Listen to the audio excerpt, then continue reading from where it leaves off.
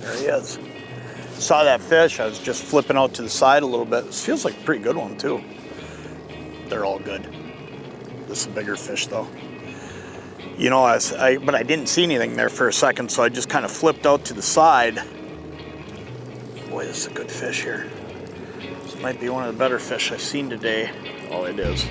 It's a big fish. That's one of the neat things about these fly-ins too, or just another one of the neat things is the variety of fish. I mean, you're gonna catch everything under the sun, from little walleyes to big walleyes to pike. This is a big fish. Love fighting a fish on a jig rod. Yeah, it's a walleye. Oh yeah, big eye. Look at this one. Wow. This is really cool. Look at that one. This one's a giant. Holy smokes. This is a giant fish right here. Let me show him to you. And then we'll get him right back in the water. Ooh, look at that. She even got herself unhooked right in the net. Look at that walleye.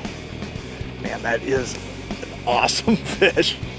Man, is that cool. We're gonna get that fish out of here right away. And then you know what we'll do? Let me tell you a little bit about where I'm at today and how I got here.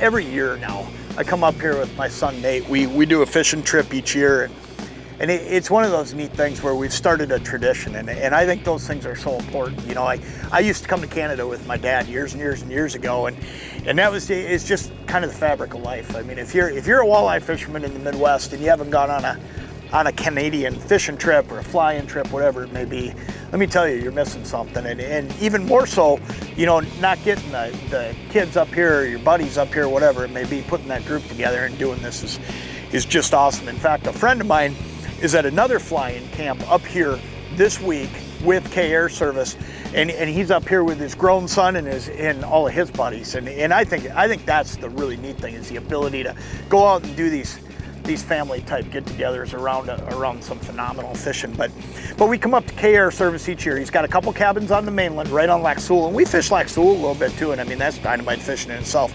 But then Peter's also got 3 different fly-in camps, and Peter and Karen have just got a beautiful setup at every single one of them.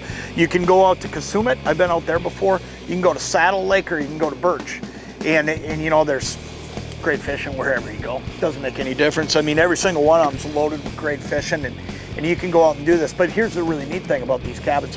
They all have solar water heaters and such, so you're able to have a hot water shower.